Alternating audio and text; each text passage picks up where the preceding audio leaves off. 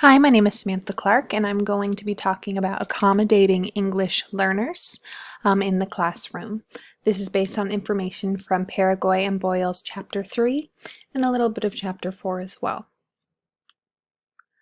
So if we look at Chapter 3, it discusses a lot of how to align Common Core with the ELP standards, English Language Proficiency. So we have performance indicators at what level English learners are at, and then teachers of all subjects are expected to accommodate for their English language learners in the classroom so that they maintain the same proficiency level as their peers throughout all subjects. So there's an example here. The 3 levels of English language proficiency are beginning, intermediate, and advanced. So if we have this grade 5 standard 4 here, the domain is reading, the topic is explorers. The first level would be simply just reading a world map and timeline and matching dates and people. Level 2 is you're going to talk about cultures and the contributions of those cultures, and then diving into graphs and pictures. Level 3 is advanced. So this is when we can summarize conclusions about various cultures' contributions that's based on that reading. And the reading can still be modified, but still at grade level. So differentiated instruction is accommodating our students so that they can learn at the same level as all the other students. The school that I'm placed at right now is comprised entirely of students who don't learn well in the traditional classroom. So I see a lot of this there. And this kind of helps understand what the teachers are doing.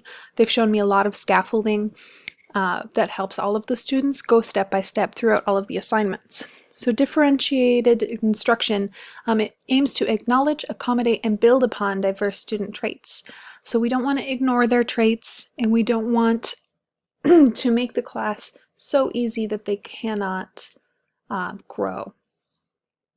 So the differentiated instruction assessments to make sure it's working happen before instruction, during instruction, and after instruction.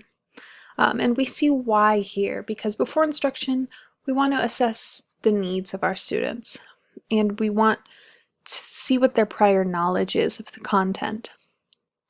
During instruction, we want to make sure the students understand what's going on. We want to know if we need to keep modifying a lesson so that they're able to learn. And we need to identify any students who need additional help throughout this process. And then after instruction, we want to make sure that the students have achieved the standards that we have set for them, and that is set for them by the state. And then we are informed for our next steps.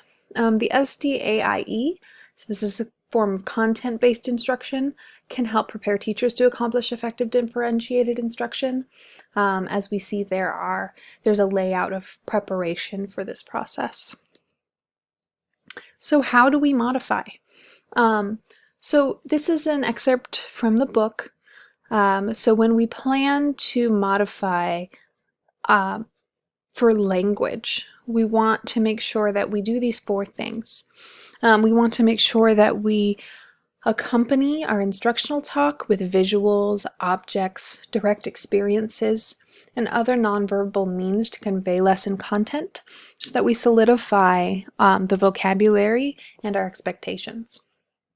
Second, we want to get our point across, rephrase, teach vocabulary.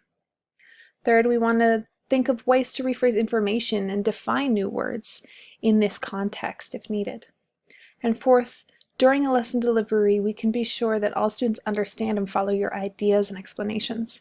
And that way we can set some students aside and talk to them if they still need some help. And this becomes more natural during the teaching process. In my observations, I see this a lot. So I'm not going to go completely through this, but group work helps ELLs a lot. Buddy system between an ELL and an English proficient student. Having a writing response group, students writing, responding to one another. Literature response groups, responding to the teacher. And cooperative groups where each student is given a job. This is a form of jigsaw where we give groups jobs and then they all collaborate in the end. So chapter 4 is new literacies.